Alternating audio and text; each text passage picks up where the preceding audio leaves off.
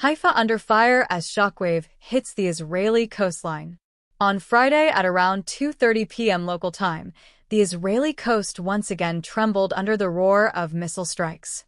An Iranian ballistic missile struck the coastal city of Haifa, sparking mass panic not just locally, but around the world.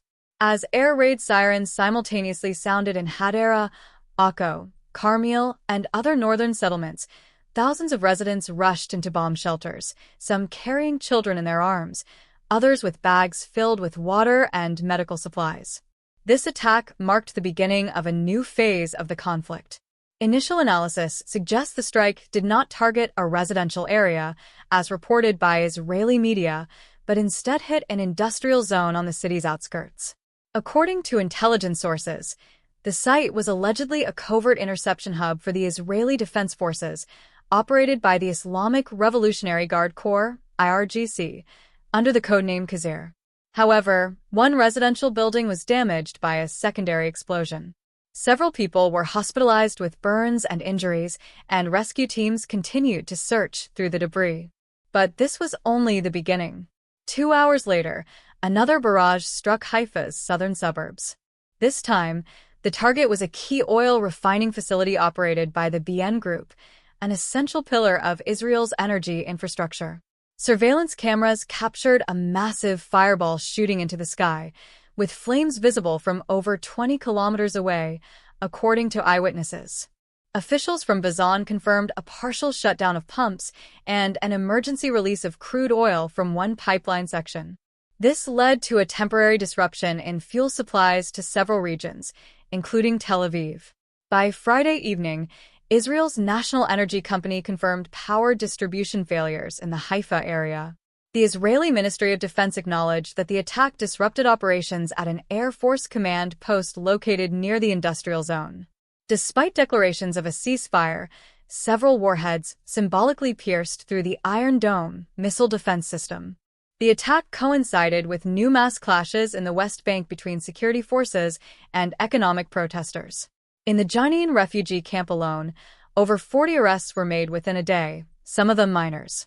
At the same time, Israeli airstrikes targeted facilities in Khan Yunis, Gaza, claiming they were weapons depots.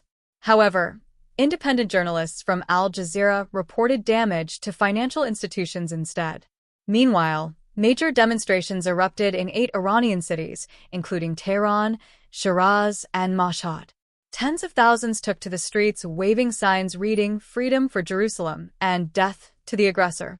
This once again reflected the deeply rooted political sentiment of Iranian society. Iran's Foreign Minister Hossein Amir-Abdollahian declared the strike on Haifa a direct response to Israel's unlawful acts of aggression, affirming Iran's right to self-defense under Article 50(1) of the UN Charter. While global media focused on the destruction in Haifa, defense analysts noticed a critical detail. Experts from Jez Defense Weekly highlighted the missile's precise trajectory, suggesting a new guidance system was used, possibly integrated with Iran's own Noor satellite navigation program. This could mean the deployment of upgraded missile technology with significantly enhanced targeting capabilities. Global reactions were swift. Russia called for an immediate ceasefire and de-escalation. Turkish President Recep Tayyip Erdogan accused Israel of provocation, stating, "Tehran's response is the consequence of decades of occupation and suppression in the Muslim region." Meanwhile, a White House spokesperson confirmed that President Donald Trump was in constant contact with the National Security Command Center and was evaluating all possible options to prevent further destabilization of the Middle East.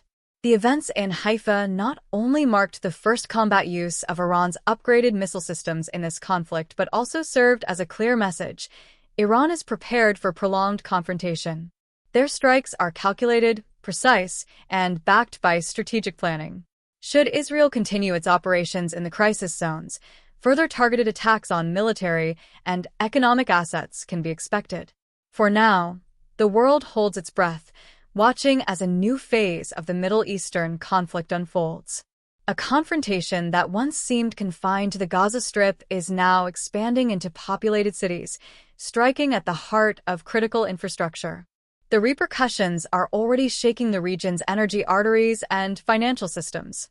By Saturday morning, Even before Israel had recovered from the night's explosions in Haifa, a new wave of attacks hit central Israel, targeting not just military bases, but also the financial core of Tel Aviv, the Israeli stock exchange, known as TASE.